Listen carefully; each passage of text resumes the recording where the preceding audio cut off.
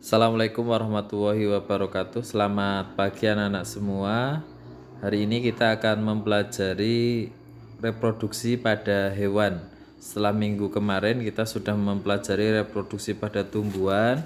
Hari ini kita akan mempelajari reproduksi pada hewan. Sama seperti tumbuhan, reproduksi pada hewan juga bisa dilakukan secara vegetatif dan generatif atau secara aseksual dengan seksual. Untuk yang pertama, yaitu kita bahas terlebih dahulu, yaitu reproduksi secara vegetatif pada hewan atau secara aseksual. Silahkan bisa kalian buka halaman 25 pada buku pendamping kalian masing-masing. Yang pertama yang akan kita bahas yaitu mengenai fragmentasi. Fragmentasi itu apa? Fragmentasi ini adalah suatu cara reproduksi dengan cara memotong-motong bagian dari tumbuhan, kemudian maksudnya pada bagian hewan, kemudian bagian hewan tersebut nanti akan menjadi individu baru. Itu disebut dengan fragmentasi. Contoh dari hewan yang dapat melakukan fragmentasi yaitu spons, kemudian cacing pipih, kemudian hewan vertebrata lainnya. Kemudian hewan yang melakukan reproduksi vegetatif yang kedua yaitu dengan cara membentuk tunas. Itu bisa kalian lihat di buku pendamping kalian, yaitu cara reproduksinya dengan membentuk tunas. Contohnya yaitu pada hewan hidra dan porifera. Ini hewan-hewan yang hidup di laut biasanya. Kemudian setelah tumbuhan itu cukup besar atau hewan itu cukup besar, tunas akan melepaskan diri dari tubuh induknya untuk menjadi individu baru. Jadi bukan hanya tumbuhan saja yang bisa melakukan reproduksi dengan cara tunas, hewan pun juga bisa melakukan reproduksi dengan pembentukan tunas. Kemudian selanjutnya yaitu partenogenesis ya. Partenogenesis ini biasanya terjadi pada hewan kumbang tawon itu ya. Kemudian yang selanjutnya di sini bisa kalian tambahkan yaitu dengan cara membelah diri ya. Membelah diri. Ya, ini dilakukan oleh biasanya pada hewan amuba. Ini hewan bersel satu. Jadi kalau kalian ingin melihat hewan yang bisa membelah diri jadi satu menjadi dua, dua menjadi empat dan seterusnya itu pada hewan amuba. Selanjutnya anak-anak semua, kita masuk ke perkembangbiakan secara generatif pada hewan atau secara seksual. Perkembangbiakan hewan pada secara generatif atau seksual ini memanfaatkan alat reproduksi hewan yang terdiri atas alat-alat kelamin sama seperti pada manusia, di mana alat kelamin jantan itu disebut dengan testis yang menghasilkan sel sperma, sedangkan alat kelamin betina nanti ada ovarionya yang akan menghasilkan sel telur atau ovum.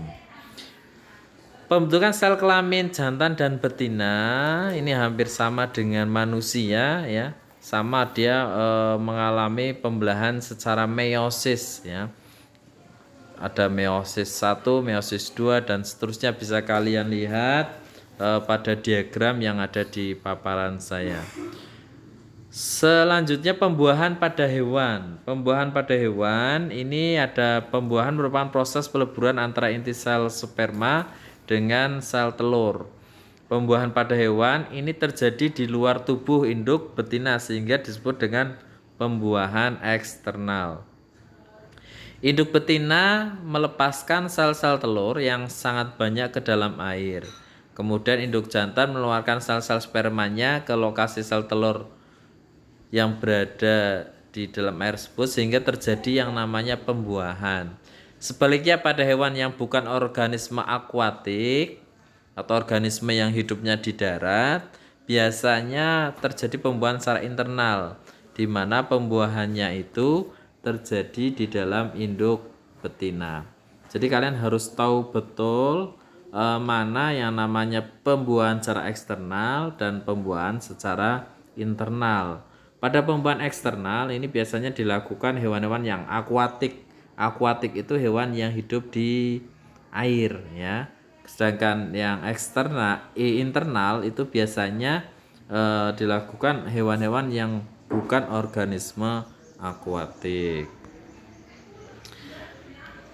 Perbedaan dari pertumbuhan dan pengembangan hewan, pertumbuhan adalah pertambahan ukuran dan jumlah sel yang mengakibatkan bertambah besar ukuran tubuh makhluk hidup. Sedangkan perkembangan dalam proses menuju kedewasaan yang ditandai dengan terspesialisasinya sel-sel menjadi struktur dan fungsi tertentu. Misalkan pertumbuhan contohnya dari kecil menjadi besar, itu namanya pertumbuhan ya.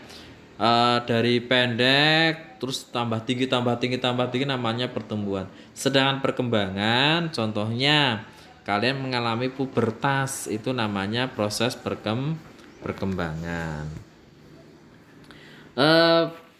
Bisa kalian lihat halaman 26 pada buku pendamping kalian masing-masing. Pada siklus hewan tertentu terjadi perubahan bentuk tubuh dari embrio sampai dewasa yang disebut dengan metamorfosis ya. Metamorfosis itu ada dua macam, yaitu metamorfosis sempurna dan metamorfosis tidak sempurna ya. Beda lagi katak. Kalau katak itu namanya metamorfosis katak ya.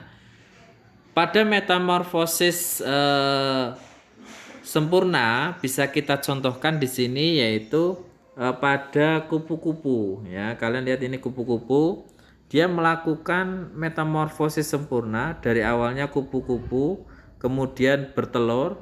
Setelah bertelur dia menjadi ulat, ulat menjadi kepompong, kemudian kepompong menjadi kupu-kupu lagi. Jadi terus berputar. Itu namanya adalah proses metamorfosis secara sempurna. Sedangkan metamorfosis tidak sempurna di sini dicontohkan yaitu pada belalang ya. Belalang di sini belalang besar itu bertelur ya. Kemudian setelah bertelur jadi belalang yang kecil, kemudian agak besar dan besar. Nah, di sini kamu bisa melihat perbedaan ya, di mana metamorfosis sempurna itu ada ulat, ada kepompong ya. Ini yang membedakan dengan metamorfosis tidak sempurna. Pada metamorfosis tidak sempurna, di sini tidak terdapat yang namanya kepompong.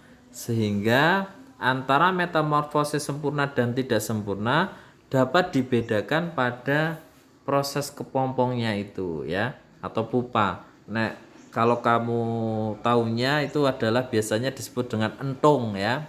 Entung ya, entung itu nama bahasa Indonesia adalah kepompong. Sebelum masuk ke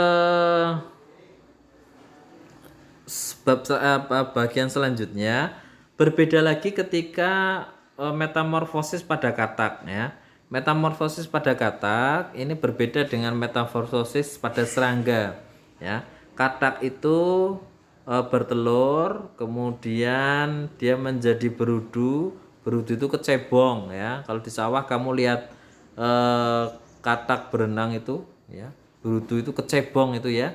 Kemudian dia akan berkembang menjadi yang namanya katak berekor atau katak berkaki ya. Kemudian ada katak muda ya. Ini ekornya sudah mulai hilang.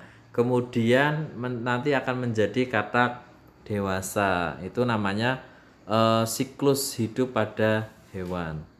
Selanjutnya kita masuk ke kromosom dan pembelahan sel ya. Kromos ini sudah dibahas kemarin di awal bab yang pada sistem reproduksi manusia. Kita sudah membahas yang namanya pembelahan sel, tapi tidak salahnya saya akan mengulang kembali yang namanya pembelahan sel. Salah satu ciri penting dari reproduksi seksual adalah keturunan yang dihasilkan tidak identik secara genetik dengan induknya. Reproduksi seksual dapat meningkatkan variasi genetik dalam suatu spesies ini, ya. Kemudian sifat-sifat yang diturunkan dari induk terdapat pada sebuah bagian sel yang bernama kromosom. Kromosom mengandung bahan genetik yang menentukan sifat-sifat yang dapat diturunkan dari satu generasi ke generasi berikutnya. Kamu bisa melihat di sini, ini adalah tabel jumlah kromosom makhluk hidup, ya. Ini dari manusia sampai gagang hijau, ya.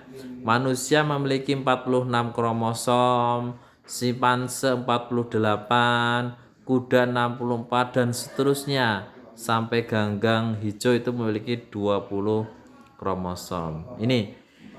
Ini pembelahan sel yang harus kalian betul-betul cermati di sini. Pembelahan sel ada dua macam, mitosis dan meiosis, ya. Meiosis merupakan pembelahan sel menjadi dua sel baru dengan jumlah kromosom sel anak sama dengan jumlah kromosom sel induknya. Nah, mitosis itu terjadi pada sel tubuh, ya.